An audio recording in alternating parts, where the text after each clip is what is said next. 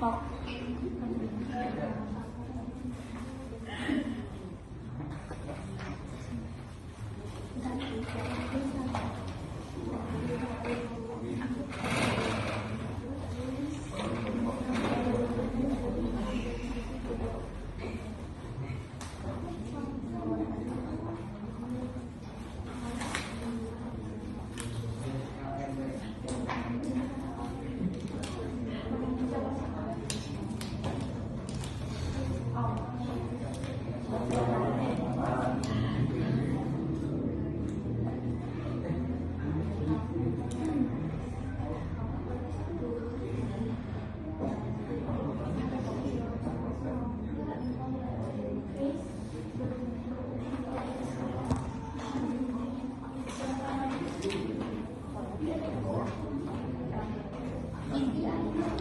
Selamat pagi adik-adik. Hari ini udah siap dengerin dongeng lagi? Hari ini saya akan bacain dongeng tentang Pinocchio. Ada yang tahu Pinocchio? Tahu. Pinocchio itu apa ya? Kita mulai langsung. Pada zaman dahulu kala, hiduplah seorang tukang kayu yang bernama Geppetto. Ia hidup seorang diri. Ia seorang tukang kayu yang suka membuat barang-barang lucu. Geppetto bermimpi ia memiliki seorang anak laki-laki yang akan menemaninya. Suatu malam, saat ia merasa kesepian, ia membuat sebuah boneka kayu. Karena Geppetto sangat handal, boneka kayu itu terlihat sangat nyata. Aku akan memanggilmu Pinocchio. Aku berharap kamu adalah benar-benar anak laki-laki. Setelah selesai membuat Pinocchio, Geppetto pun tertidur. Dan cerita Pinocchio bermulai di malam itu. Ketika Geppetto tertidur, peri biru datang dan berbisik padanya. Geppetto yang baik, kamu selalu menjadi orang baik ya untuk semua orang, sehingga aku akan memberikan kehidupan untuk Pinocchio kecilmu. Ajaibnya, Pinocchio pun hidup.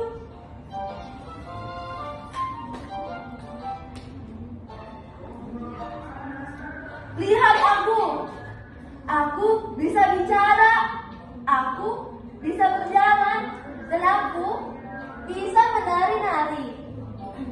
Mendengar suara berisik di dalam rumahnya, Geppetto pun terbangun dan sangat terkejut. Ia menemukan mimpinya yang menjadi kenyataan.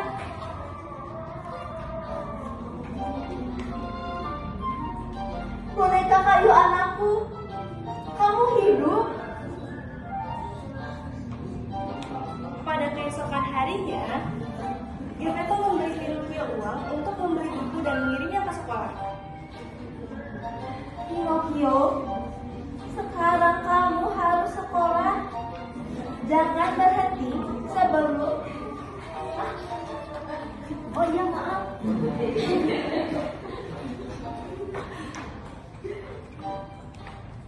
Jangan berhenti sebelum sampai ke sekolah. Di sana, kamu akan mendapatkan banyak ilmu pengetahuan. Pinocchio sangat bergembira. Dia berjalan menuju sekolah. Namun, di perjalanan, dia bertemu seorang anak laki-laki yang sedang bermain. Hai, kamu mau pergi kemana dengan uang sebanyak itu? Aku akan pergi ke sekolah dan membeli buku. Daripada ke sekolah, lebih baik uang itu kamu gunakan untuk membeli permen. Rasanya enak sekali. Seekor kupu-kupu ajaib melompat di pundak Pinocchio dan berbisik padanya. Jangan lakukan itu, Pinocchio. Jangan dengarkan anak itu. Tapi Pinocchio tidak mendengarkan. Dia pun pergi masuk ke toko permen. Apakah semua uang ini hanya untuk permen? Iya, ayahku ingin aku memberikan semua uang ini untuk permen. Namun tiba-tiba hidung Pinocchio bertambah panjang. Pada saat Pinocchio keluar dari toko, si anak laki-laki dengan cepat mencuri semua permen dari tangan Pinocchio dan melarikan diri. Pinocchio telah ditipu. Tidak menipu. Belalang ajaib kembali melompat ke pundak Pinocchio lagi dan bertanya kepada Pinocchio kenapa uangnya berkurang. Uangku jatuh dan hilang. Beri uang. Pada saat Pinocchio berbohong, hidungnya kembali bertambah panjang. Pinocchio pun kembali melanjutkan perjalanan ke sekolah. Di perjalanan, ia bertemu dengan serigala yang sangat besar. Mereka kemudian memanggil Pinocchio. Hai, kami akan mengajak kamu ke sebuah pertunjukan boneka. Kami punya satu tiket untukmu. Harganya hanya 5 koin. Pinocchio berpikir, itu adalah tawaran yang sangat menarik, sehingga ia memutuskan untuk ikut dengan serigala. Aku punya 5 koin. Ayahku menyuruhku pergi ke pertunjukan yang menarik. Dan hidung Pinocchio pun semakin panjang. Pinocchio pun pergi ke pertunjukan boneka tersebut. Namun ternyata tiket yang dibelinya adalah tiket palsu. Penjaga pertunjukan itu memperbolehkannya masuk. Pinocchio tidak memperbolehkannya masuk.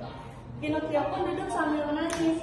Kemudian datang seorang laki-laki dengan rambut panjang dan janggut yang sangat panjang. Ia melihat Pinocchio yang sedang menangis. Ternyata dia adalah Stromboli, pemilik pertunjukan boneka itu. Stromboli sangat terpesona saat melihat Pinocchio yang merupakan boneka kayu yang hidup tanpa memakai tali. Stromboli kemudian mengajak Pinocchio bergabung dengan pertunjukan. Pinocchio pun kemudian naik ke atas panggung. Dia menari, bernyanyi. Para penonton menyukai Pinocchio. Mereka pun bertepuk tangan untuk Pinocchio. Pinocchio yang sangat bersemangat membuat ia tidak melihat arah gerakannya. Dan tanpa sadar, hidungnya yang panjang tersangkut pada tali boneka yang lain. Akhirnya, pertunjukan berhenti karena menjadi kacau. Seluruh penonton menyesalkan pertunjukan itu. Pinocchio yang sangat lelah, ia juga menunjukkan Geppetto. Pinocchio meminta izin pada Stromboli bahwa ia ingin pulang. Namun, ternyata Stromboli memasukkan Pinocchio ke dalam sangkar dan berkata, Hei, kamu sekarang pilihku sekarang. Tidak mau.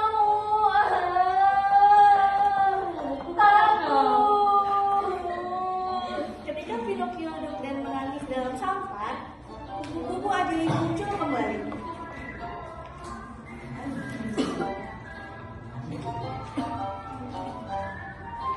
Lihat Pinocchio, jika kamu pergi ke sekolah seperti apa yang diminta oleh Geppetto, tentu kejadian ini tidak akan terjadi.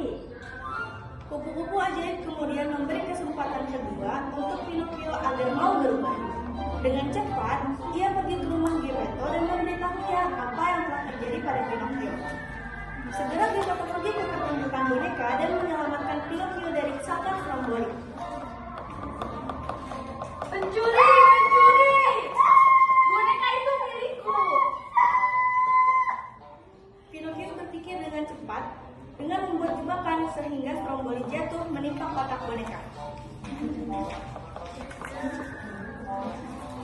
Pinocchio dan Geppetto pun bisa pergi melarikan diri.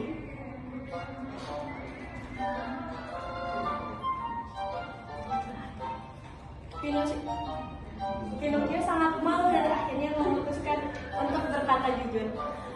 Dia kemudian berjanji tidak akan berbohong lagi, sehingga hidungnya kembali mengecil dan kembali seperti semula. Dan akhirnya Pinocchio mengetahui kesalahannya dan berubah menjadi anak yang sangat baik. Geppetto dan Pinocchio pun hidup bahagia.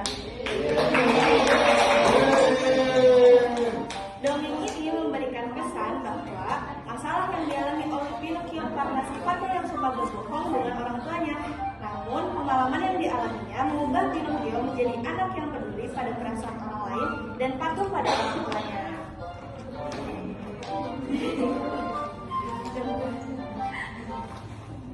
Oke, setelah itu tangan lagi dong buat kelompok 6. Terima kasih ya buat kelompok 6. Ceritanya seru banget.